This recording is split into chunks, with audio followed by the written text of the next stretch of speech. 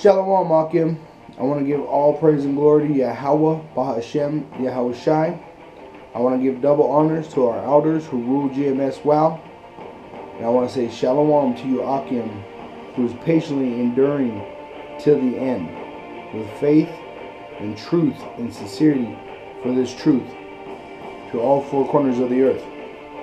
I'm going to start with Leviticus 26 verse 1.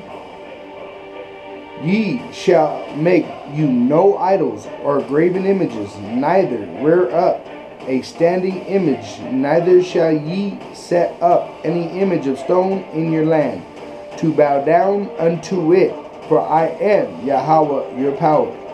So it's saying pretty much idols, which are statues, like the Catholic churches have, Hindus have, Buddhists have. They have a lot of those. Even a lot of these Christian groups, they have the wooden cross. They got so much so-called images of Caesar Borgia that they worship. Cesare Borgia, if I may correct myself. And I'm going to precept this to Exodus 20. I'll start at verse 2. I am Yahweh, thy power, which have brought thee out of the land of Egypt, and out of the house of bondage. Thou shalt have no other gods before me. Thou shalt not make unto thee any graven image, or any likeness of anything that is in the heaven above, or that is in the earth beneath, or that is in the water under the earth.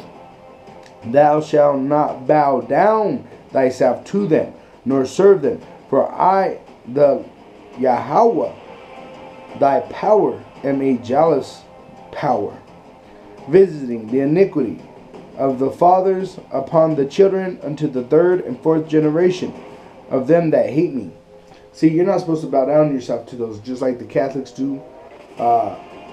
Muslims, if you're a Muslim, because a lot of Jake are Muslims today, they go around that rock that fell from the skies. It's supposed to be a meteorite. They got it in Mecca in that corner of that cube, and they circle it and then kiss it, and it actually shaped in a vagina, which is ironic. But you're not supposed to be doing that. Just like the Jewish, you're not supposed to be bound before that wall. That's not even the temple that Solomon built. That's actually the wall of Herod, which was actually a Greek. But it says to bow down to them. When we go out there, we got images that we use, but we only use those to actually to edify people, because we're actually a visual people. That's why we have eyes. We see. Even when you learn a job, you physically got to do it so you can learn it. If someone told you how to do it, you couldn't learn it. So to help people understand, that's why we got those images. But as you see, we put our images on the floor because we don't worship them. Even the description of Yahweh Shai, we don't put that up in our house and every day we go around and kissing it and bowing before it. We don't do that. We don't do that at all. The way that we worship the Lord is by keeping His commandments to the best of our ability, in faith of Yahweh Shai's salvation, that He's going to save us. He's our Savior, sent from Yahweh, the Father. Okay? So let me get back on point. Leviticus 26:2. Ye shall keep my Sabbaths, and reverence my sanctuary. Reverence goes back to pretty much being afraid. Okay? Of my reverence my sanctuary. I am Yahweh. Okay, keeping the Sabbath, and rare people do that, honestly, because they've lost their understanding what a Sabbath is. A lot of people think it's Saturday, Sunday, but it's not either one right now, because actually we go to according to the new moon. The new moon is the beginning of the months. Once the new moon is when it's completely blacked out. Okay, that's the beginning of your month. So then 7 days, which is actually nights, because the Lord's days go from night, sundown, from one day, Sunday, sundown to the next day. So right now it's Wednesday sundown to Thursday sundown. And then September 31st is going to be, I believe it's the 31st if I'm not wrong. You might want to check that. But the new moon is on the end of September. And that will change the Sabbath. Okay? So right now it's Wednesday night to Thursday night. But then when end of September comes, in October, it will be a whole different day. Because it changes. When Moses and the children of Israel were in the wilderness, they didn't have calendars. Okay, they went by the moon for their months, and the sun for their hours. Okay. But that could go back to precept that the Leviticus verse 2, chapter 26, verse 2. Ye shall keep my Sabbaths and reverence my sanctuary. I am Yahweh. You can precept that to Exodus with the first 10 commandments. A lot of Christians think there's 10 commandments, but if you actually do the study, when he came down and saw them building or worshiping that golden calf, he actually chucked the 10 commandments down and broke them. Okay, so that eliminates those 10. But when he returned and prayed to the Lord not to destroy the children of Israel, because the Lord was heated and he wanted to destroy all these evil people that were worshiping the golden calf, even after they saw all the miracles that the Lord did to bring them out of Egypt. He had to return, and actually for 40 days, that's where we got the 5 books of Moses. Instead of just 10 commandments, now we got 5 books. Okay? But it says, this is Exodus 20, verse 8. Remember the Sabbath day, and keep it holy. 6 days shalt thou labor, and do all thy work. But the 7th day is the Sabbath of the Yahweh Bahashem Yahushai. In it thou shalt not do any work, thou, nor thy son, nor thy daughter, thy maidservant, nor their maidservant, nor thy cattle, nor thy stranger that is within thy gates. For in 6 days Yahweh made heaven and earth, the sea, and all that in them is, and rested the 7th day. Wherefore the Lord Yahweh blessed the Sabbath day and hallowed it.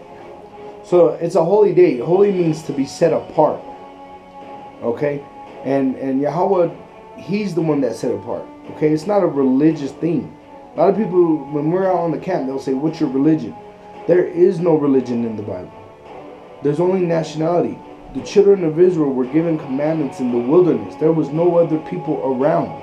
They were at the bottom of Mount Sinai, and Moses went up, spoke to the Father, right, through Yahushai, and he was given commandments to give to the children of Israel. Okay, it wasn't for everybody. And now that everybody has these commandments and they're messing them up, that's why we don't know what Sabbath day is. You think you go to church on Saturday, and you're really not showing no honor to the Sabbath, because you're not supposed to work, you're not supposed to buy, sell, trade. But like I said, it changes with every new moon, so a lot of times it's on the weekdays. And honestly, you're going to work on the Sabbath day. You know, that's why we got to cry out in these prayers for the Lord to deliver us from this evil place, because it's so evil and wretched, you can't even keep the Sabbath. You know? This is Leviticus 26, verse 3.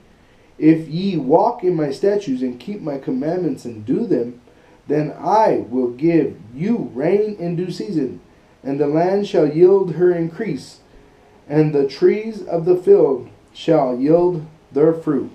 See, that's another thing I noticed recently at my job. I was out, because sometimes I go, well, not sometimes, every day I go to the car on my breaks and I pray. You know, I got the Our Father prayer, and I pray the curse, and then the Shema Yasharallah. You know, as much as I can, about 3 times a day in the car. You know, and I'm not trying to glorify myself. Please don't take it that way. I'm just giving you an example of why I'm out there. And I'm sitting in the car, and it just hits me in the spirit. Why are there no trees with fruit? This is a beautiful, at one time, a beautiful, beautiful place in Colorado. And let alone all the world. You know, there was a beauty somewhere in this world all over. And there was food that grew naturally. But now you got trees that don't produce nothing but leaves. Why? Because now we're under this curse of bondage where our trees don't even produce fruit for us. You can't even get a free meal. You know?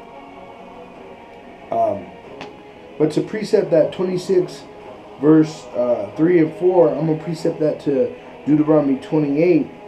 And it says, verse 1, Deuteronomy 28 verse 1, and it shall come to pass, if thou shalt hearken diligently unto the voice of Yahweh thy power, to observe and do all his commandments, which I command thee this day, that Yahweh thy power will set thee on high above all nations of the earth, and all these blessings shall come upon thee and overtake thee, if thou shalt hearken unto the voice of Yahweh thy power.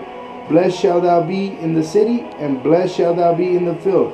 Blessed shall be the fruit of thy body, and the fruit of thy ground, and the fruit of thy cattle, the increase of thy kin, and the flocks of thy sheep.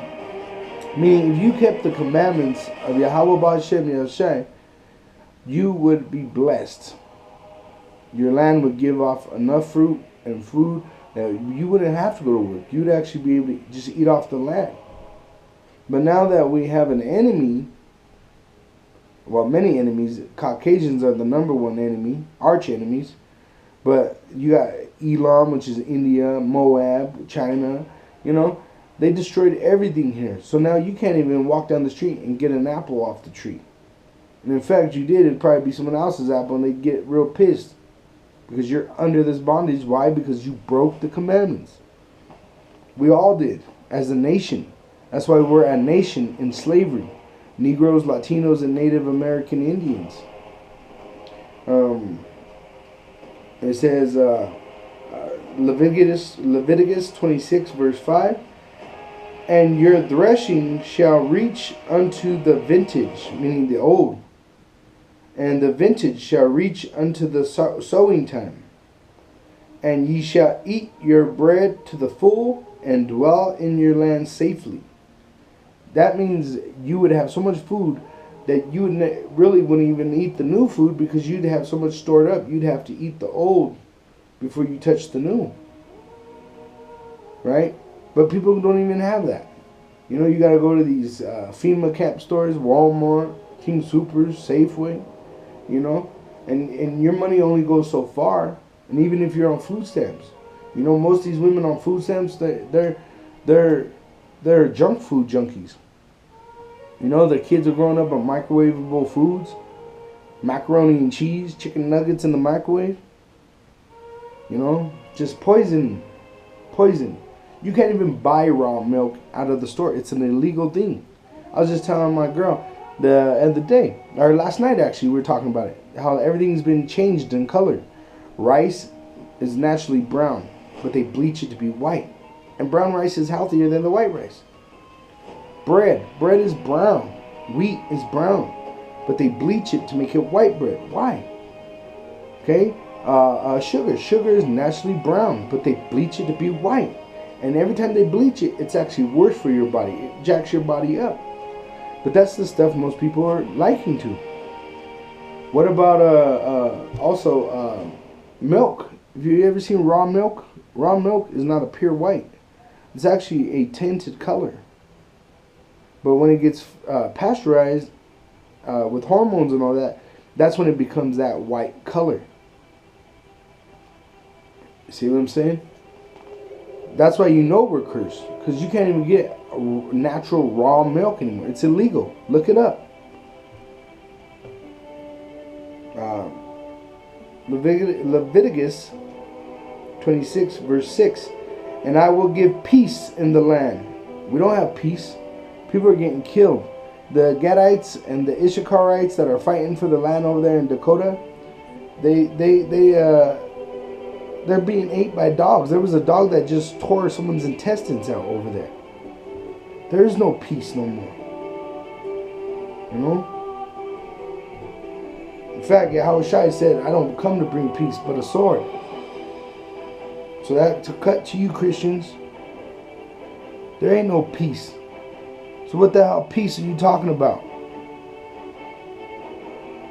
And I will give peace in the land, and ye shall lie down, and none shall make you afraid. But people are afraid.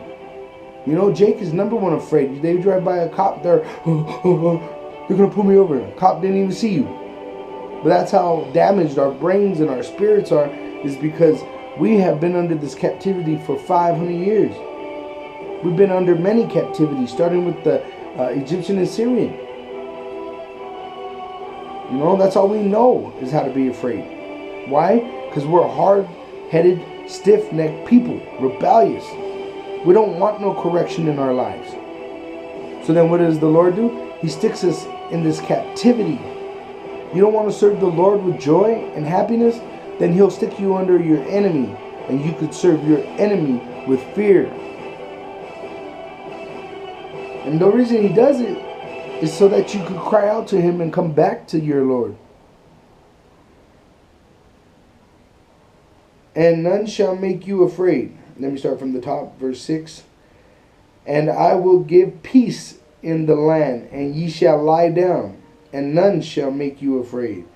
And I will rid evil beasts out of the land, neither shall the sword go through your land. The reason why you put the sword and the wild beast together is because the wild beast is that Caucasian that brings that sword. And I can prove that with Deuteronomy 32. I'll precept it off that. 32. Let me see.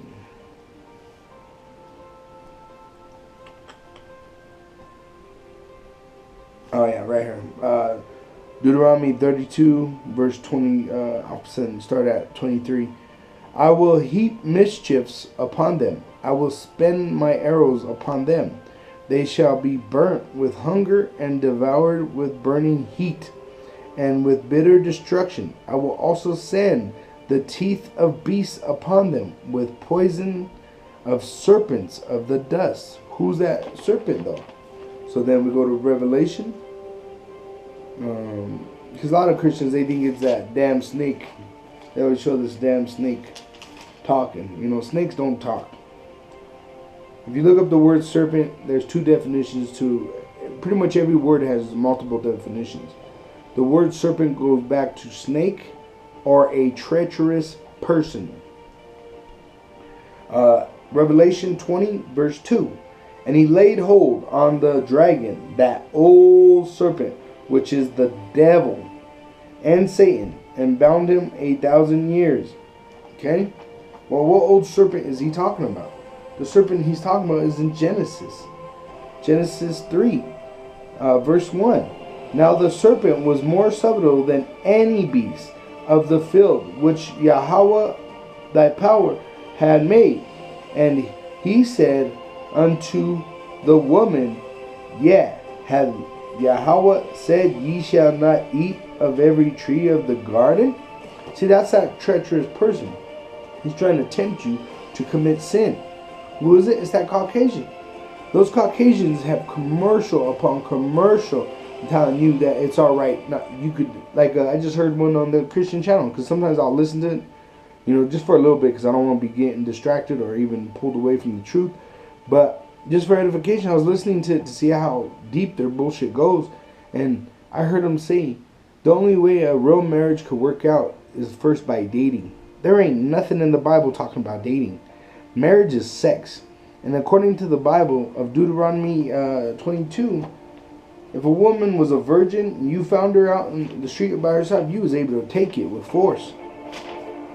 Okay? Right here, Deuteronomy 22, verse 27, I'll start off. For he found her in the field, and betrothed damsel cried. Oh, that's, I'll start for 28, because the Lord deals with both sides. People says the Bible contradicts itself. It doesn't. The Lord deals with both aspects.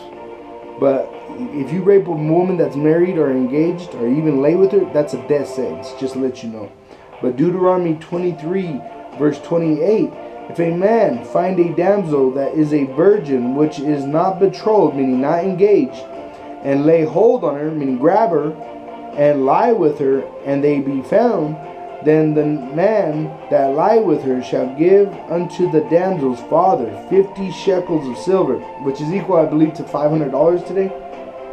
And she shall be his wife, because he hath humbled her, and he may not put her away all his days. Meaning, once you took that woman's virginity, that was your woman. You know? But now, they say go dating. So women, they go start dating at probably about 16, right? Maybe go on little luncheons, whatever. Start getting a little more wild by 19, 20. By the time the woman's ready to settle down and marry you, she's already had 50 partners, maybe even more.